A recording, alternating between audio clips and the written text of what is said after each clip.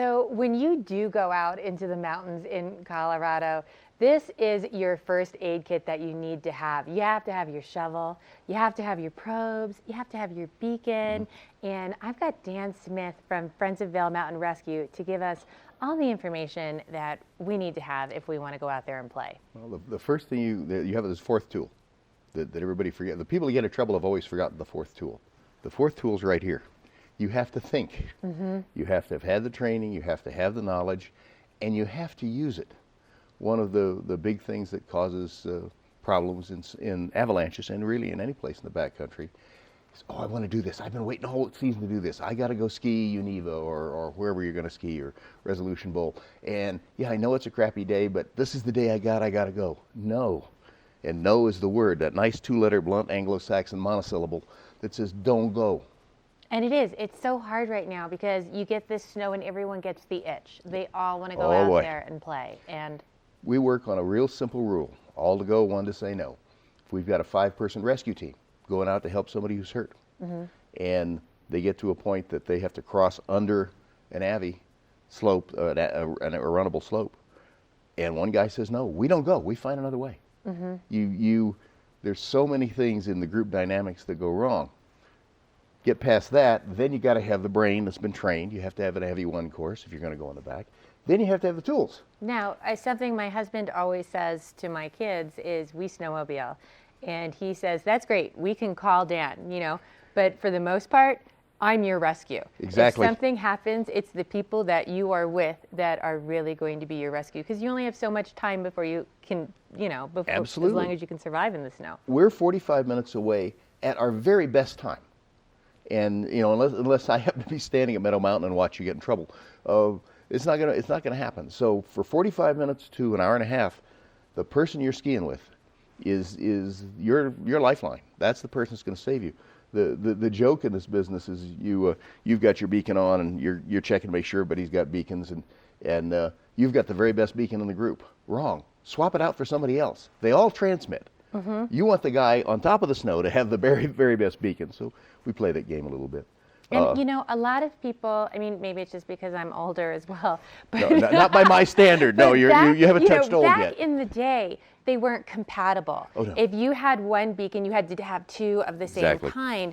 Now, whenever you get a beacon, they're pretty universal and they all work together. And a lot of people, I think, also, they want to go out and they don't have their beacon on transmit. You always want to have your beacon on transmit, because if you are caught in an avalanche, you're not going to be able to reach up and change it. No, and I'll save my batteries. No, I dug this stuff out yesterday. The shovel I don't have to do much for except make sure it expands. I pulled the probe out, make sure the cords haven't rotted or knotted. But the beacon, particularly this model, you plug it into the internet, you download the latest firmware, you make sure it's got the right batteries in it, and you make sure it works. That's all good. Then you have to train with it. And I love that what you said to me, too, before the show started about putting fresh batteries in it. Oh, yeah. Every season, new batteries. You should never let batteries get below about 40%, and everybody's got their own standard. Patrollers run through them several times in the season.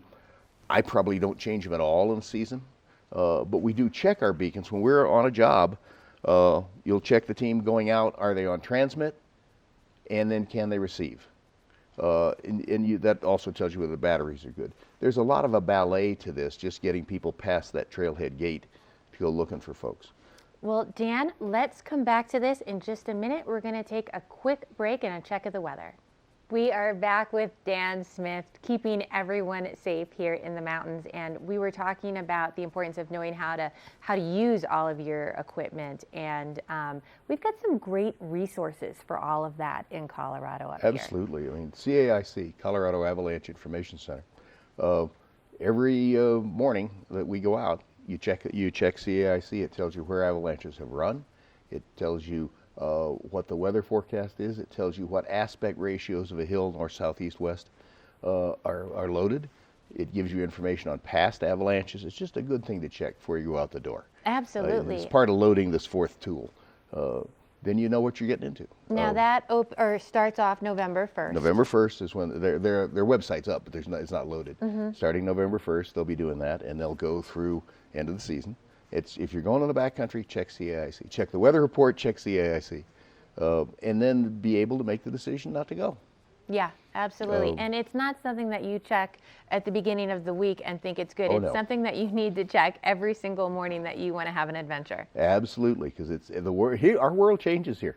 It'll change all day today. Snow conditions change all day. The sun's cooking it, the sun's not cooked it. What do you have to have for an avalanche? You have to have three things. You have to have snow, something to slide. You have to have something to slide on. If it's grass, probably not going to go real quick. If it's rock, it might. If it's ice, it's going to go real fast. And then you need this third thing, the trigger. And while there can be natural triggers, you just be in the wrong place at the wrong time, the human is usually the trigger. If the human behaves properly, you got a lot less chance of having an avalanche. And I was so surprised to have you tell me that we've already had an avalanche up here already in the high Independence Pass. country. Yeah. So And it was a nice one. It was a loaded slope. It went naturally. There was nobody in it, which is probably a good idea. It doesn't take 25 feet of snow to hurt you. It could be 10 inches of snow sliding or 5. And if it happens to push you over a cliff edge, that's a bad thing. Pushes you into a tree, that's a bad thing.